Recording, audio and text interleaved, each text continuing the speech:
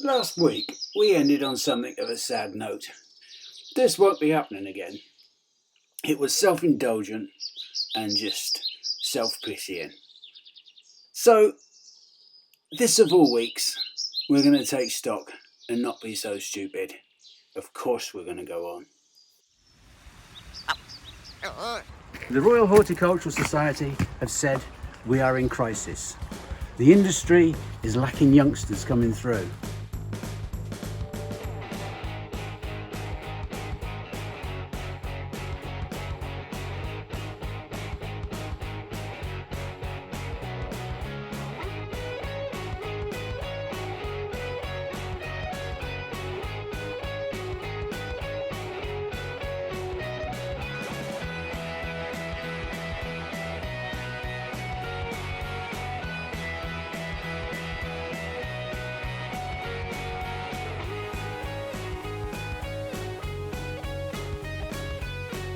This is Eggleston Hall Gardens, and over the next 12 months we're going to take you on a journey of what it's like to run a nursery garden.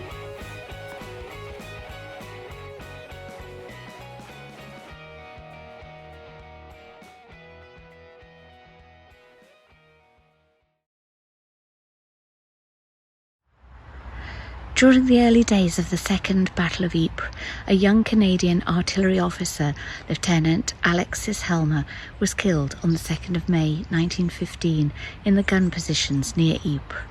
He was serving in the same Canadian artillery unit as a friend of his, the Canadian military doctor and artillery commander, Major John McCrae. As the brigade doctor, John McCrae was asked to conduct the burial service for Alexis because the chaplain had been called away somewhere else on duty that evening. It is believed that later that evening, after the burial, John began the draft for his now famous poem, In Flanders Fields. In Flanders Fields the poppies blow between the crosses, row on row, that mark our place. And in the sky the larks, still bravely singing, fly scarce heard amid the guns below. We are the dead. Short days ago we lived, felt dawn, saw sunset glow, loved and were loved, and now we lie in Flanders Fields. Take up our quarrel with the foe. To you from failing hands we throw the torch. Be yours to hold it high. If ye break faith with us who die, we shall not sleep, though poppies grow in Flanders Fields.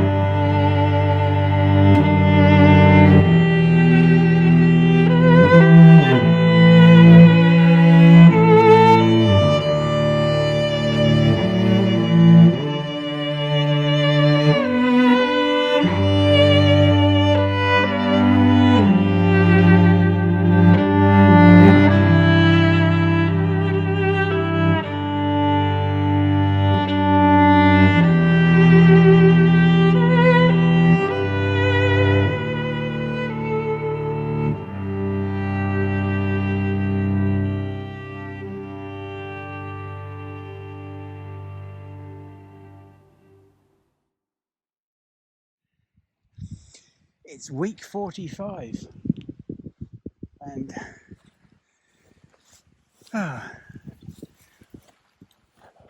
we're in lockdown again. But after last week it came as a bit of a surprise. You just never know where you stand, and I don't see any way forward. Look, they're onto a rabbit. There's no way forward. But I've cheered up again since then. Thank God. It was a little depressive. Of course there's a way forward. All you have to do is put your head down and try and be optimistic. I'm usually pretty optimistic.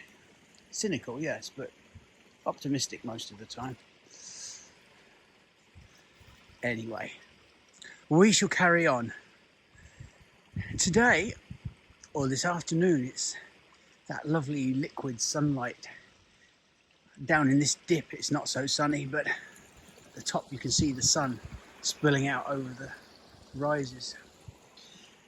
Yeah, it's one of my favourite short walks this. It's only about 3 or 4 miles, and it's a nice place to come and reflect on everything. There, bloody helicopter up there. I thought it was a big crow. Hey! Oi! Where are you two going? 3. Yeah, so we've reflected, or I've reflected, and I'm feeling much happier. Lockdown ends on 2nd of December. It gets the infection rate down, hopefully, we're told. And from then on, we'll finish off this series. What have we got? 7 weeks to go after this one. Then we'll see. We'll have a good long think about it till then. So anyway, there won't be much of an offering this week because there's no bugger about. But stick in what I can. Hope you're all well. Look at that, isn't that beautiful? Fills your spirits with joy and merriment. I can't remember whether we had a look at these, but these are all the little alpine cuttings that we did earlier on in the year. They've done quite well. Some of them will need to go up quite soon. This is a little Corylus. Let's have a look. You can see plenty of root on there, and they could all be divided off quite soon into little square 7s. They'll grow on through the winter. Loads of the others are doing well.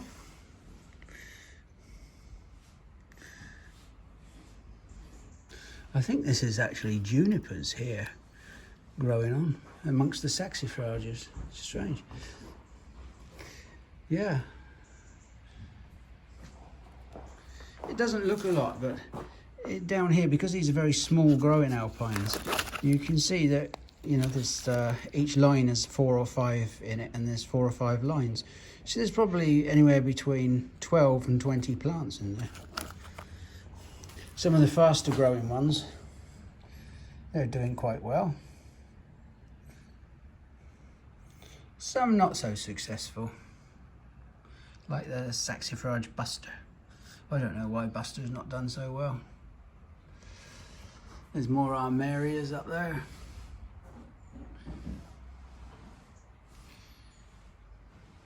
And there, oh look, there's one even in flower there. Look at that, a lovely little. This is Alan Martin, Boydelaceana, I think, Saxifraga. Alan Martin is lovely. It has a lovely clear yellow flower. Marvellous. And here's a plant that you don't see very often. This was given to us by a customer of ours called John Pete. Well, he gave it to Lisa actually, and this is a little conservatory plant. Look at it, that's Rhodochiton. Rhodochiton atropoparium. It's dying back now, but the actual flowers, you grow this in a conservatory, it's absolutely beautiful. We'll try and get it through the winter somehow. But it's a smashing little thing, and very, very easy to grow once you get it away. It looks a bit crappy for a while, but no problem. We brought these gunneras in for the winter. We've made a few more troughs that we did last week. There's the heart, this one. Another sort of rectangular freestyle, a nice big freestyle. Now these are alpine, they're quite shallow, but they're ideal for alpines, providing to contain some of the moisture you would need to dress them in grit.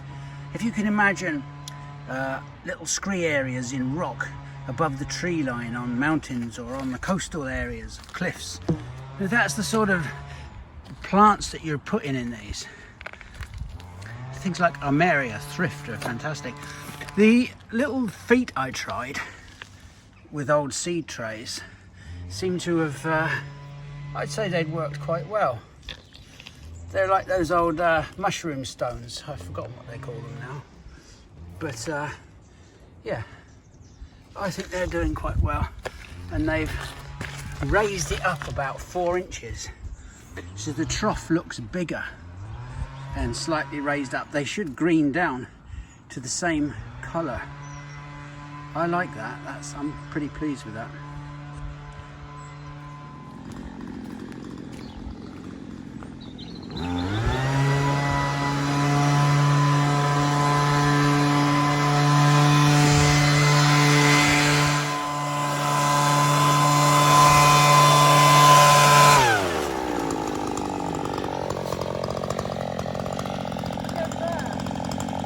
Hey?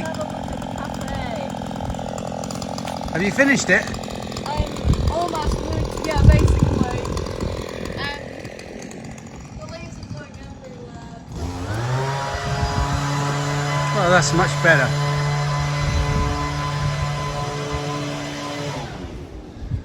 Although I don't know why we're doing a cafe.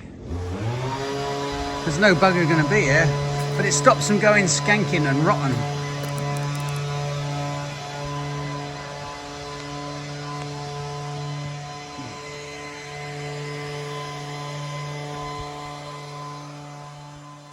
Yeah, well, they're all going to be furloughed tomorrow, so I have some 1 or 2 things that we can film. I think we'll have a little focus this week in what is it, week 45. I think we'll have a little focus on hardwood cuttings. It's the time of the year when you can do those. A little bit early for some, but there's no reason why we can't have a little look at those. It's a very cheap and effective way. I think I might get Thomas to show you how we do it in the potting shed, and I'll show you a couple of old-fashioned ways of doing it. I've been asked several times whereabouts we are here when I'm not home, and we live just on the edge of the Yorkshire Dales. It's a lovely area. If you head north from here, which is about that way, you go to Barnard Castle. It's about, as the crow flies, about 4 miles, probably 3. And then you get into Weardale and on into Durham. Wonderful open scenery. To the east, you get to the sea, probably about 30 mile, 35 mile. You've got Whitby, Saltburn, and then up into the industrial coastal areas, Teesside, Wearside. What's the other one? Where's Newcastle? I can't remember which side. Tyneside, yeah, that's it. You can tell I'm not a native. 25 years, still not anywhere near a native. So that's what's over there. The Scottish border, I suppose, is about 60, 70 miles to the north. To the west, half an hour journey to what, 25, 30 miles is the Lake District. Fantastic area. Anybody from America that's coming to England, don't just go to London. Get up into the north and see that there's some really wild parts of England. The Lake District, I wouldn't say is wild, it's very much man-made landscape, but it is beautiful. Very, very beautiful. And to the south, we go right down through the Dales. If we go over that little hill there, we get to about 10 mile, we get to Arkengarth Dale, Reith, then down into Swaledale. It's a lovely, lovely part of the world, and I feel very privileged to live here. The village that I live in, it's um,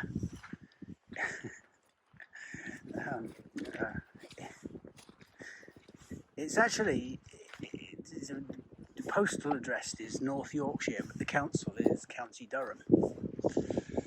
Now, before I came up here, I think I might have mentioned before, I actually, having grown up in the south of England for most of my life, I thought County Durham was in Ireland. I had no idea what was up here. Barbarians, I suppose. You have to be shown to be keeping distance, Clara. Get out the way. Yeah. How are you going to show that on film? You see, the brush has had enough of you. Wait. She's getting far too... Today, believe it or not, today is actually Clara's college day, so she's meant to be here for intellectual purposes. And for learning. Which, you know... Not slapping like you with wands of willow. And she's taking it a bit literal because she's acting like a school child. But what she's meant to be doing today is hardwood cuttings. Now we've shown this quite a lot before, but normally we end up doing the hardwood cuttings very late on. And sometimes end up being an afterthought with us. But now we're getting them done at sort of the proper time now. You can sort of take them any time from November onwards. You'd want to get them done before March, before the buds start swell and break. But as we've shown in the past, you can actually sometimes get away with doing willow quite late. Now I'm going to show Clara when we stick them and strike them in pots. Which it's just easier for us when we strike them in pots. Then we know when they've started to root in and grow. We can just easily separate them out. And I think Malcolm is going to show her the older method of doing them.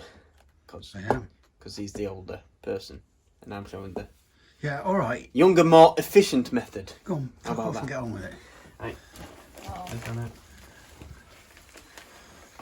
Just a pot of compost, and then I've taken some of the quite wispy bits. You can do willow very, very thick. You can do it. How would you describe it? As thick as you can do it, Malcolm? Well, sort of pencil thick, but willow you can do like 6 foot lumps long. You know, 6 foot ones, and just wrang them in. Just taking these. It's just like sort of hardwood cutting. Obviously, it's a lot more obvious with things like dogwoods because what you just leave with them is a pair of buds at the top and probably 2 pairs of buds lower down. Obviously, willows are alternate. So I'd just go for, any sort of length. It really doesn't matter. And you don't really have to do this. I just do this just to give them a bit of a hand. Just rub some of them buds off. I'll leave a pair at the top of alternate. Just expose a bit of that cambium. Although, don't do most of the rooting over the winter time. They'll sort of callus over, and then in spring that's when the cuttings will burst into life. Just stick them in like that. So again, similar sort of length. Get them. I'll just make that a sloping cut at the top. Yeah. Just above the bud. Oh, see what I've done now? I think all our secateurs need a good shot. Apart from Clara's, probably quite. Yep.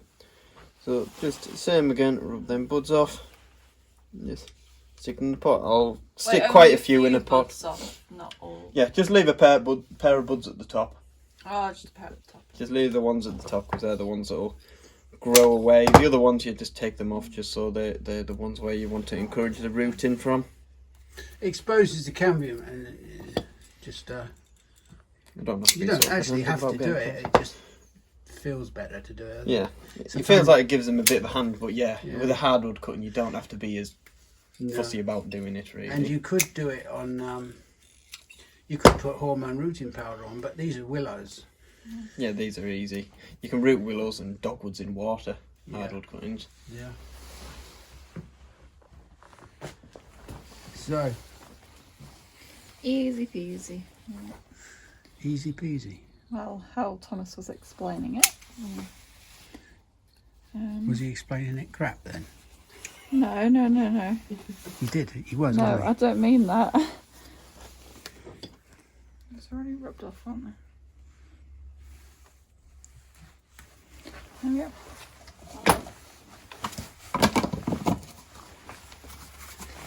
Fill a pot.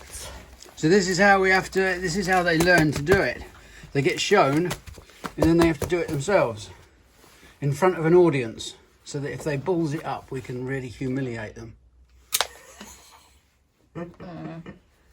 Just put it in. I'll do, carry on. That sounds too harsh. Does Let it? them start off with things like willow, where Sloping. it is nigh impossible to But balls no, them the up. node, bud. The only way would be if And you stop then them cutting upside rub. down. You see all these alternate buds? There we go. Just rub them off. A few of them. A bit like that. And then I'll use, there we go. Oh yeah. And then those will Stick come it in. away nicely. Actually, do you know why they do the sloping cut on top, Clara? So that it doesn't like rot the top when the gets really wet, you know, because otherwise if it's just a straight cut, then the water's just going to sit on top of it and cause it more likely to rot. So Yeah, the idea is that on a sloping cut the water runs off.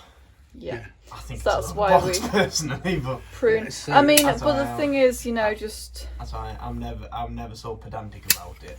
No. But On root cuttings you do it the other way around.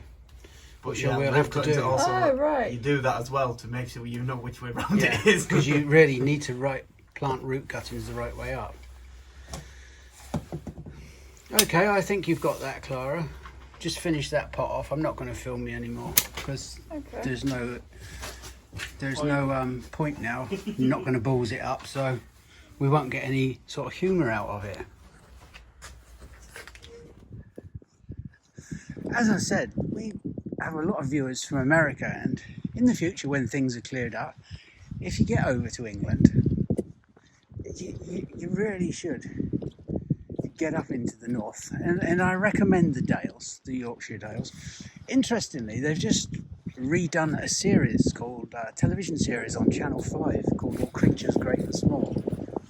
I think everybody was a bit nervous because it was such an iconic programme in the 70s and 80s, but they've really done it justice, and it's fantastic. If you get a chance to watch it, you'll get a sense of the landscape around here, and the people to some extent. They are characters from a book, obviously, but I think it's one of those programmes. We have one called Heartbeat that was set in the North Yorkshire moors, and it did fantastic job for tourism. And I think it's one of those things that it will. And it originally, when the first series came out, everybody wanted to go and live in the Yorkshire Dales, and I suspect it's going to be much the same again. I've got to gather these dogs in. The buggers, they get in this long marsh grass and... Come on! Come on! There, little bastards. Come here. There's one. Come on. You, Pepper, come here, you bugger. Tucker! Tucky! Come on! Come here, find this rabbit. If he's bloody death of me, these dogs. They're always on the edge. Anybody who's got kept Jack Russells will know. Even calmish ones like these, they're always on the edge. You know, you always think, you've given half a chance, you little bastard, you'd be off doing your own thing. Oi! You think if you're getting a bit old now? Hey, you're coming up to 11, them two. I wouldn't be without them. They're such characterful dogs, and they help with rats and rabbits and stuff. Right, this is an adaptation that you're going to use, Clara, and we're just going to cut a piece of an old compost bag about 10 inches, something like that. Right, and what we're going to do here is just cover it, the whole thing, with about half an inch. Now I'm using an alpine compost here. The old method of doing it years ago was to use peat and crushed bark or potting bark, or peat and vermiculite or stuff like that. But I've always found that a nice gritty alpine mix is as good as a seed compost. And so this is very similar. If you remember in one of the other videos, can you remember we did osteospermum cuttings? So you've got that, you've got about 1/2 inch on there. So we're going to free up about 2 inches at the bottom. For you, that's like 4 centimetres. So we clear that at the bottom. Are you with me so far? Oh, I am. Yeah. Back in my time, when I was your age, we would use waxed hessian or waxed jute or waxed paper wrapped in hessian. There was various methods of doing it, and we do the same at the top, about 2 inches. With the perennial cuttings and things like that, we didn't really do this. We would have them sticking proud of the roll. There we are. That's probably a little bit too deep, but it'll be all right. So we just put that along there. It's very important to leave a margin at the top and a decent one at the bottom, okay? Right. Now, can you take the cuttings that you've prepared? I can see you've prepared all these cuttings. And you want to lie them in there so that the top is level with the top of the roll. And they want to be about, this is a mixture of Cornus alba, Castleringi, and just some willows again. If they're too long, just cut them, all right? Just cut them off. And they want to be about 2 to 3 inches, that far apart, all right? The reason I'm using willow is because it's a good rooter.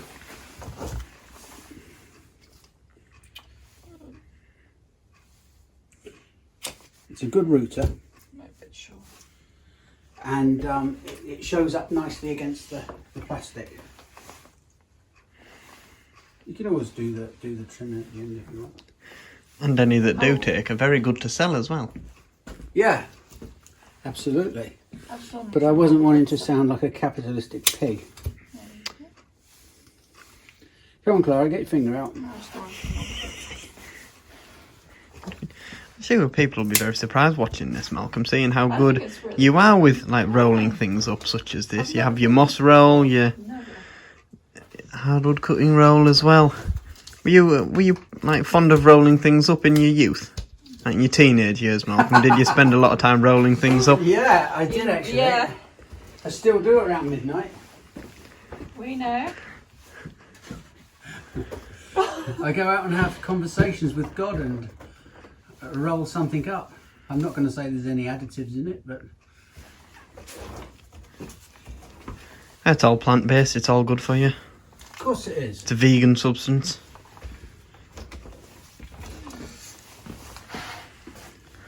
That's it, Clara. We've got the idea now. Oh, that's it. You're getting your finger out now. Look at that. Look at the pretty colours. Oh no, it's like... I'm sure that green one that's sticking out there, that'll be Flaviramia Corylus, Yeah. I'm guessing.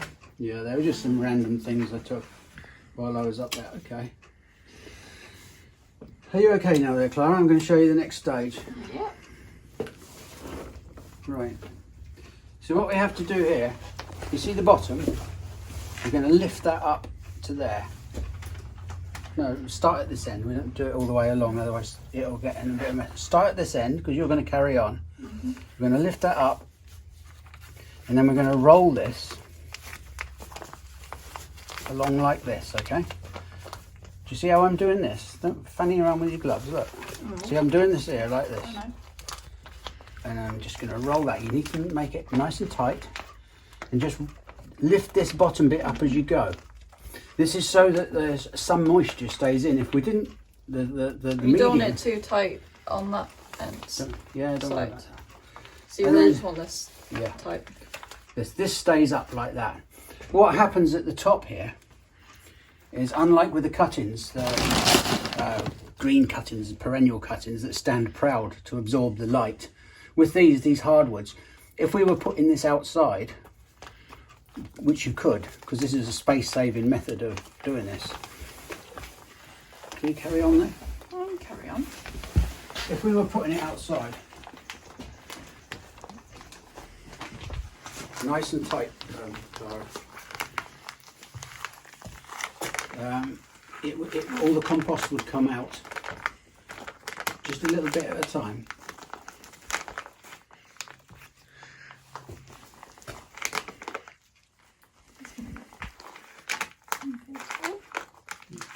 Just an inch at a time, and keep it tight.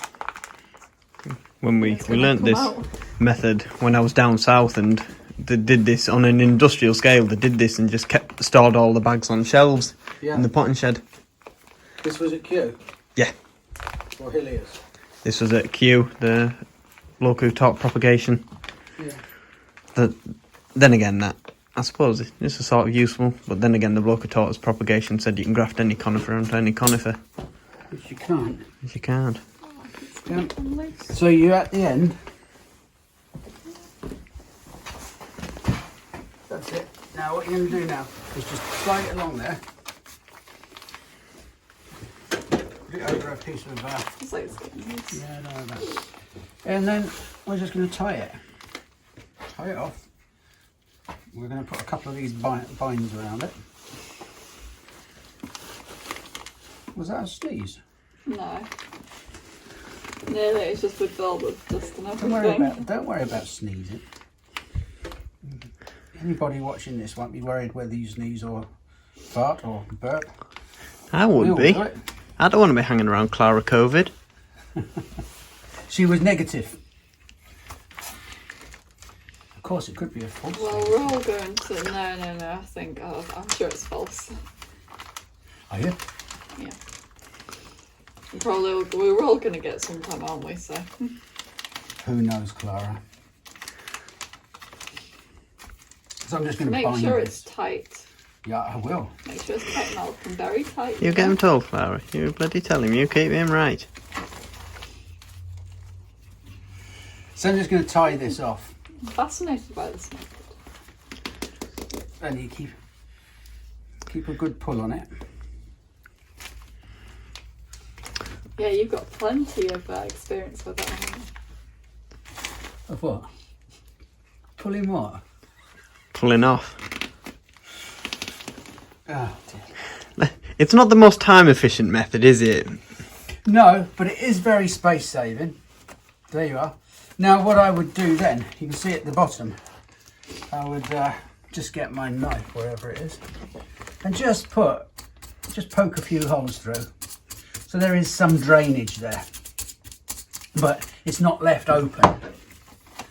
There we are. That is one of the old-fashioned methods of hardwood cuttings. It is actually quite effective. The other method you can use is bundle these and just put them into little pots of grit, pure grit, and just stick them outside until the spring. And then when you take them out of the pot of grit in the spring, they've usually calloused over, you know, like at the bud areas. It's just another way of saving space. And I suppose with that roll technique, it puts a lot less stress when you come to separate them as well than when it's in a pot, because in a pot they'll end up being more tightly rooted, whereas that you'll roll it out and they'll separate nicely. Yeah, and because they are prone to wind desiccation, you know, the wind dries out the bark, we would normally keep this part much further down, so they could be a bit shorter. But I'm putting these into the glass house anyway, just in frost-free glass house, or well, it's not even frost-free, but unheated glass house somewhere. That's it. We'll do the other old-fashioned method. This is just while we're putting this log roll here. Whoa. Are you being sunny, smutty? isn't it? I thought you called me out. We called me out with log. While we've put the log roll, we'll just put it up there for now, and we'll put them up there as well. And we'll go back to those in the spring. It's a bit sunny. Right. So we'll put them there. I'm just off to the toilet. I need to leave a log roll. Okay. And these were if you remember the toad lilies we did a few weeks back, you can see they're Tricertis, Clara. They're just starting to break away, and you see here how the new shoots are coming through. Wow. It's a very strange plant, and it grows really well from these leaf bud cuttings. Normally they don't come out until the spring. These old leaves will die right back, and yeah, just thought you'd like to see those. Wow. Interesting.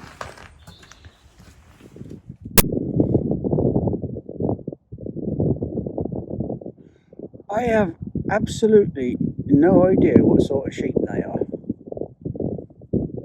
Thomas would know. Attractive, probably. I suspect they might be Swaledales. But as that's the only sheep I know, I guess it's the only guess I can give.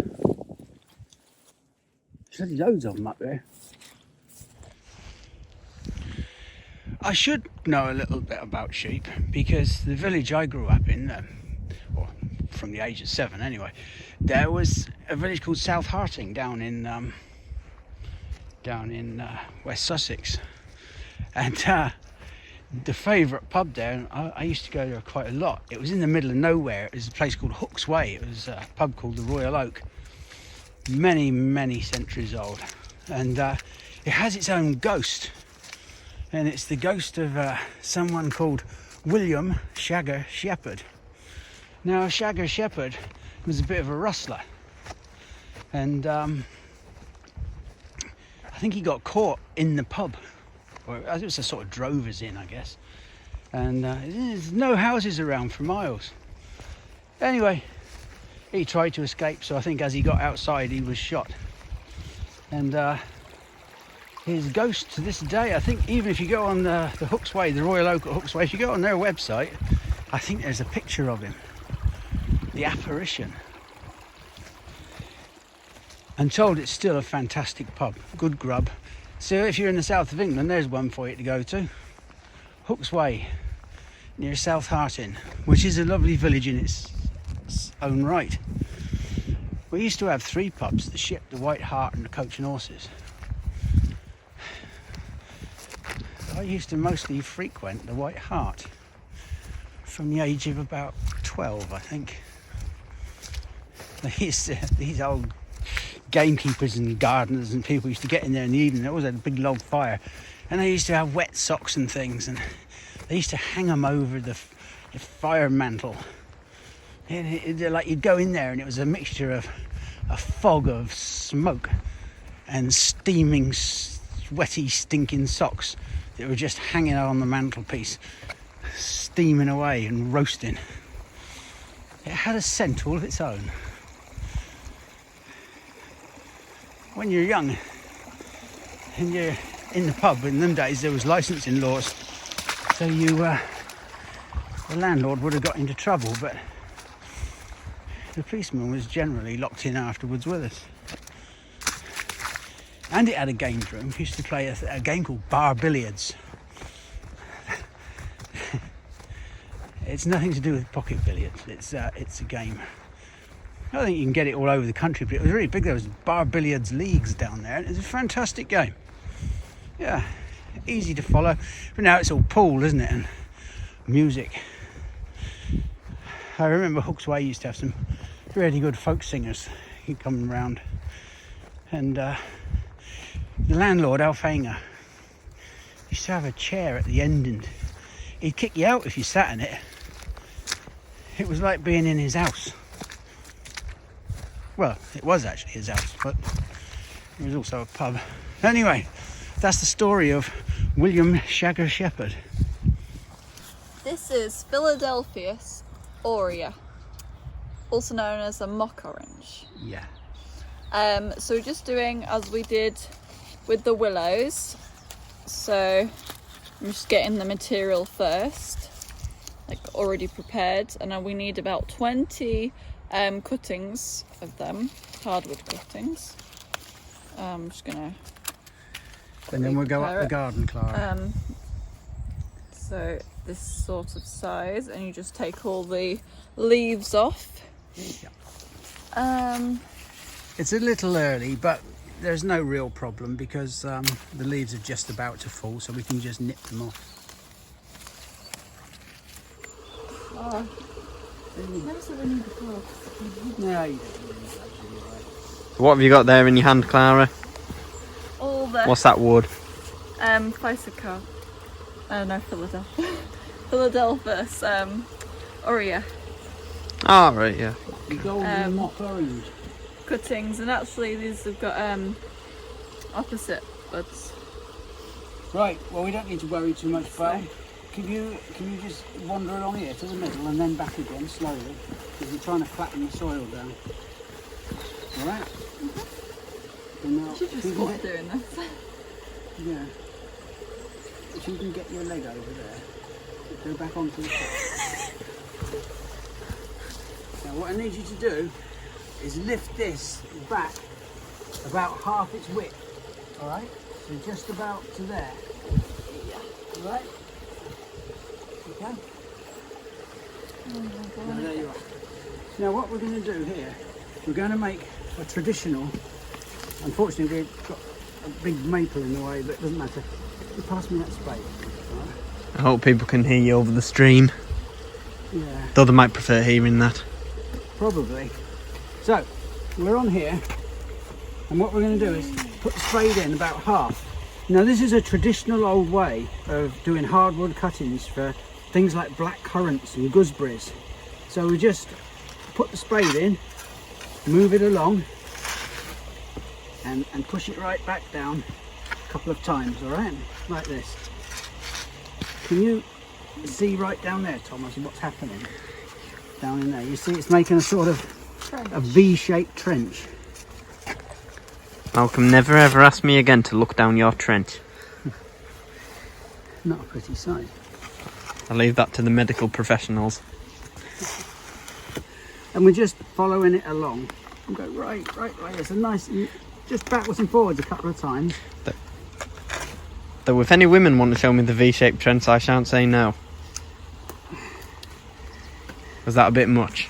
I think that's way too much information.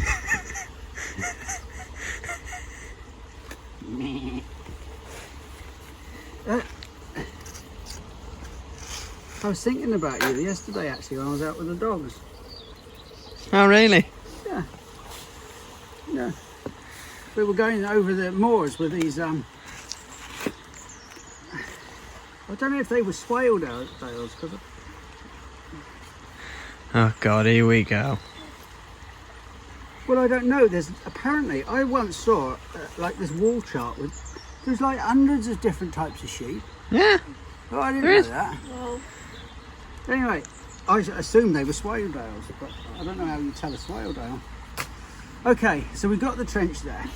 I remember being at school with someone. Oh, thank you very much, Clara. Very funny. I was once at someone at school, and it's the first time he ever saw a sheep with horns. He thought it was a goat. Didn't know sheep could have horns. well, you know. So what we're going to do here, let's get back to the job in hand, not your section. Well, you were the one who started talking about sheep. So what are you doing now, Mel? We're putting sharp sand in the bottom of the trench. I was. We want about a couple of inches of sharp sand, or just in the bottom, because it will give it that bit of drainage. Can you see down here, Thomas? I shall look down the V-shaped trench again. And then we're just putting that in there. You can see what the process is. I was just quite surprised then you didn't make a certain type of joke when you started talking about sheep to me. No, I wouldn't dream of it. Have you got bored of that sort of joke now? You never take the piss out of people's girlfriend.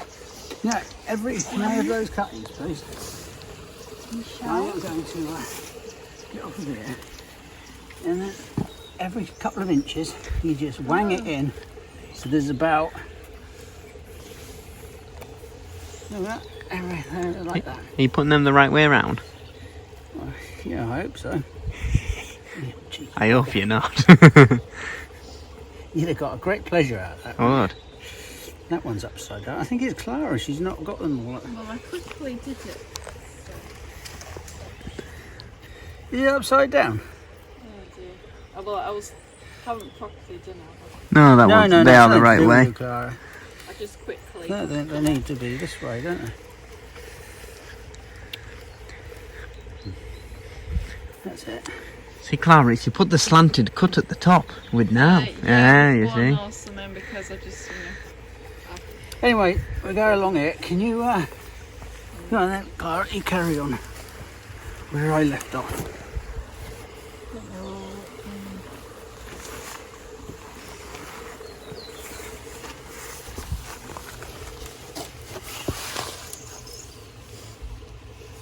You have to kneel down because it's a long way to bend, isn't it, for you? Yeah, I can bend all I like. I think they want to go a little bit further down then. A little bit, that's it, yeah.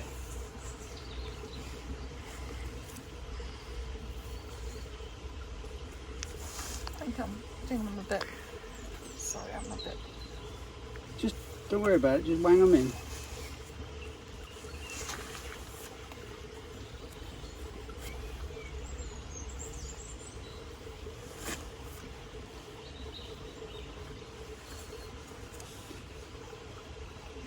Right, just poke the others in where there's a bigger gap.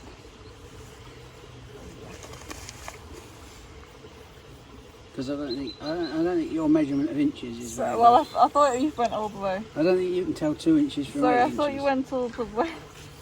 Well, I don't care. Serve a future partners well. Oh. 90% of the male population would be very happy about that. Yeah. I'm not getting embarrassed. I just... Right, that's it. Now what you need to do is stand up. Right? Just go back a little bit. And what you're going to do now is you're just going to come along and on there, you're going to have 1 foot on there and 1 foot on there, and you're just going to really tighten that trench up. Alright? Right. There's no need to push it in, just press along. That's it. Bit closer to the thing. Ooh. That's it, put your whole weight on it. Come on. Yeah.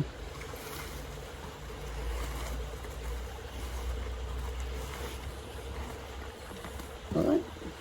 And that's basically it. I see yours more. Alright.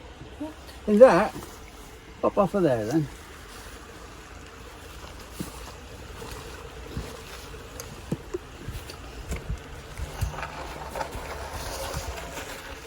And that is a line of hardwood cuttings. Piece of piss, isn't it? It's dead easy. You can do that with all sorts of things. Philadelphus. Yeah, Berberis. I've done it with Berberis.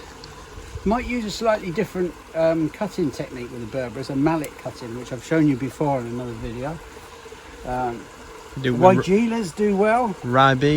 Ribes, or any of the fruits like blackberries, all the rubus fruits, blackberries, gooseberries, josterberries, they grow like that. They're so easy.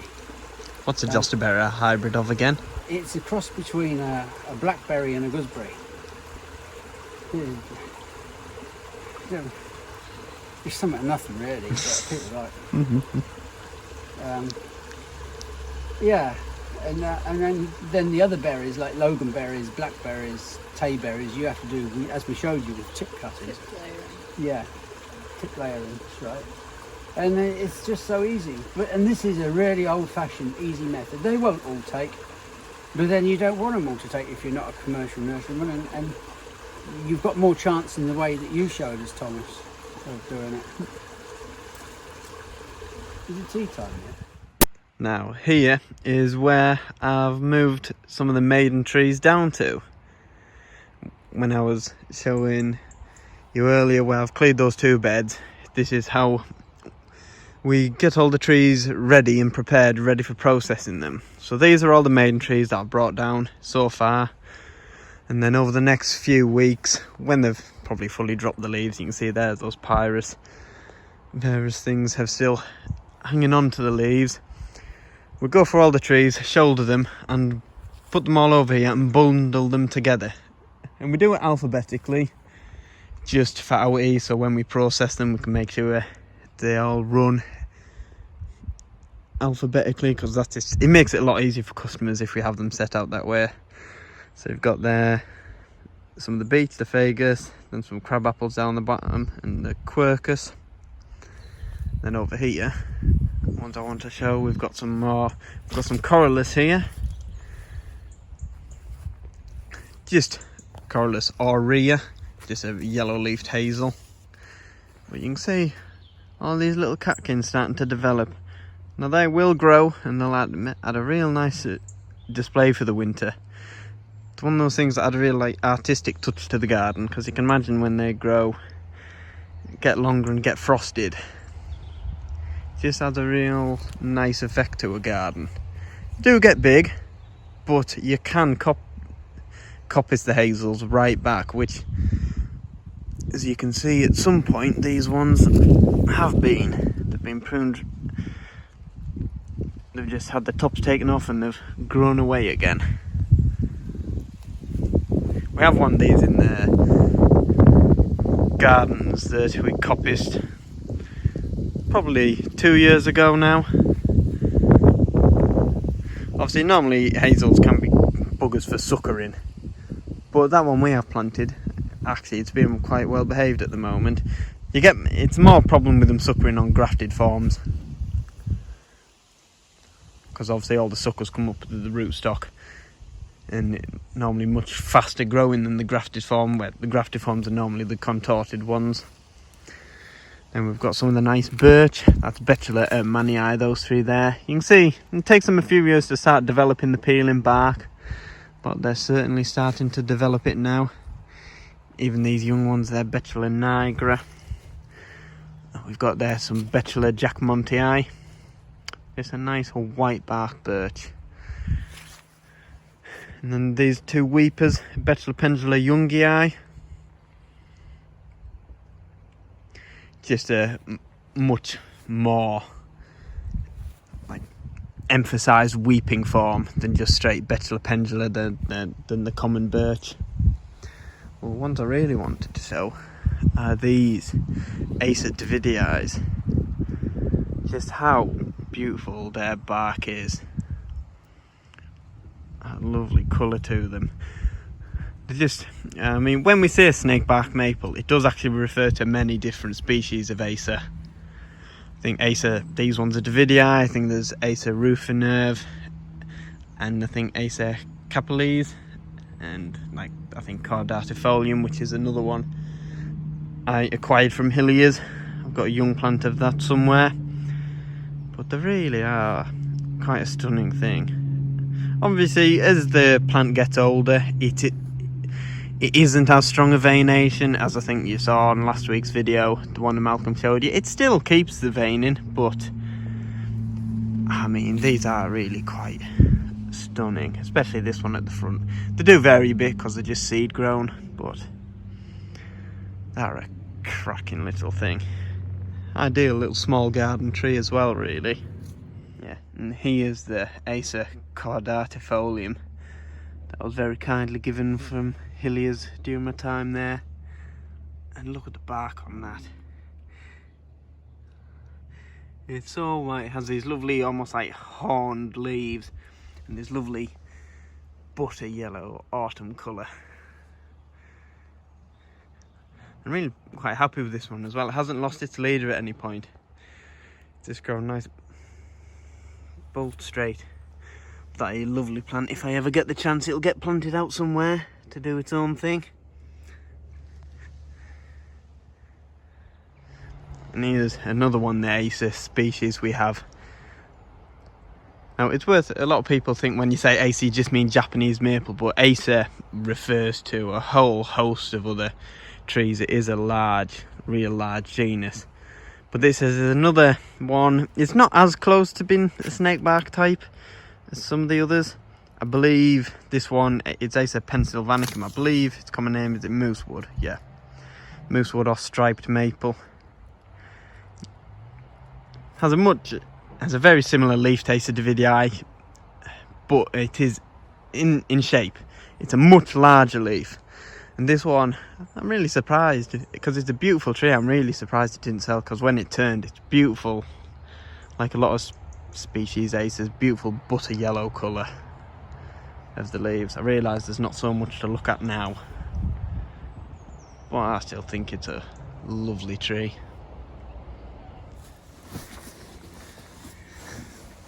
It's like something out of Monty Python's, isn't it? Yeah. It's the knights that say, "Yee."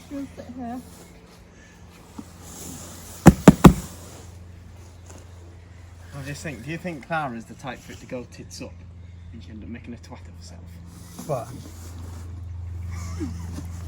I saw that. What was that hand signal? I didn't get that. Clara, show it to the film of the people. See, if we were nasty, I'd have stuck my leg out behind her there and just given you a gentle. Actually done quite well. Follow the sound of my voice, Clara, and walk forwards. So what we're doing here, Clara? We are just tidying up these hostas. I'm ready for winter, so as you can see, they're just very slimy as they decompose. Try use fancy words. And also just taking off a bit of the shoulder if they've got weeds like all liverwort really bad, but this hasn't. Yeah. At least just go to mush, don't they? Quickly. Yeah. We're just doing this, tidy them up, and when we take the shoulder off, give them a bit of a weed. It means we can even work on them on a day when they're frozen over, because that's the worst thing, when stuff freezes solid and you can't get that blooming top shoulder of weed off. So at least this way, if some of them like just need potting, we can still work on them when they're frozen. But a lot of these will need quite a bit of work. This year, potting up and various things, because you can see hostas have that blooming fat and fleshy root that sometimes like burst out the pot, as you can see there. So some of these, like the bigger pots, we may divide down, but otherwise we like to just, the hostas, just pot them up and up and up and up, because they do make quite a handsome plant if we get a big pot full of one, especially some of the large ones like blue mammoth, metallic sheen. But before we get there, we've got this job of just tidying them up, getting this empty so it can be pressure washed as well. Well, over in England here, we've gone into lockdown number 2, and at this time of year that can feel a bit dismal, so we thought we'd bring you a little bit of Christmas cheer. And I'm in the Christmas trees at the garden at the moment, and I was delighted this morning to discover we have a visitor here. I came up the trees just looking around, and I came upon Santa Claus. Hello, Santa. Good afternoon. Santa, you're going to have to be a little more cheery than that, because there might be children watching. So, try again. Hello, Santa. Hello. That's Nice right. day. Yeah. Weather's good, isn't it? Yeah. Yeah, that's much better. That's much right. better. Yeah, no, I'm definitely getting more Santa Claus here. Now, suppose I had with me a little child, say 7 years old. What might you say to them? You all right then? No, I don't know. Get off the garden, you little bastard. Right. I don't know. Yeah. Maybe Santa's not famous for using those words, but sorry. it's a start, though. Get off isn't the it? garden, please. Yes, okay, yes, again, that is better, and yeah, they'd enjoy that. So, what we were going to do, I think, Santa, you had a little message, did you not? A little Christmas message about the Christmas trees. Yeah. Yeah, Christmas trees, we got loads of them. Well, we've got about 30 left now. Yeah, $39.95. In pots, last you for years. Actually, I'm not bothered if I don't, because I'll be retired anyway. But Santa They're Claus. very good. Santa Claus isn't retiring though. Can we just make that clear? Oh no, children, no. I'm not retiring. I still bring you presents. Phew, that's good. So what's the deal then? I'll come down your chimney if you want. Yes. Probably best we don't pursue that one immediately. But thank you for letting them Why know. not? It's always good. It's always good What's to wrong be. with that? Then? I'll come down the chimney, up the chimney, in the chimney. I'm not bothered. It's good that you've issued that warning, I guess. Yeah. So back to the Christmas. And leave me some grub. Yes, because he does get quite hungry. Are you usually? Not bloody old oranges all the time. And mince pies. I'm really sick of them. What would you fancy? A pork pie? Yeah, pork pie. A little bit of I don't know, a little bit of whiskey help. Yes. Yeah. Yes. And good stuff. None of that cheap crap. Santa, you do go into role as a proper Santa, don't you? It's Christmas time. Yeah. All right, that's good. I'll put my red suit on. That sounds marvellous. Some Santas have a green suit. Yes, they do in different parts of the world. Yeah. Not many of them do have a checked shirt and green balls on their cowboy hats. Because I'm working, because all the rest of the year I have to make things and grow things. You do. For You you do. little bastard. Where's your little helper? Peppy, come here. She's gone. Now, there was No, she's gone because she feels like a tit. again It's a shit. Santa. We might we might have to edit some of the language here. We're going to say, what's the dealio with the Christmas trees? What do people do? Yeah, you just come over it. You choose your Christmas tree. You put a label on it. You can pick it up at Christmas, and if you don't want to pick it up at Christmas, take it away now. It's I'm not bothered, but they're good trees. I can tell they are, In good pots. and they haven't Alive, dropped or anything. Last you for years. Marvellous. And I forgot about this. Vouchers. Ooh, vouchers. We all like a look at these. voucher. They come in £10 and £15 denominations. Yes. You didn't know I knew words like that. I'm very surprised you know that And you word. can even buy, if you want to, one of these punchy old cards of yours. That's a very classy card. It is. It's made Yes. of these letters of things you've seen in the garden that look like letters. Yeah, and it says garden voucher. Yeah. Yeah. They say what you want, really, doesn't It could say anything. I've known you make words out of them in the past. But yes, so they could phone up for one of those, Yeah, and you you can could do that over the phone. post it out to you them. can just ring up the gardens, post them out to you. If you don't want to come, Well, I think honestly, I am full of joy, merriment, happiness, wonderment. I think you've warmed the cockles of our hearts today, My Santa. cockles are warmed.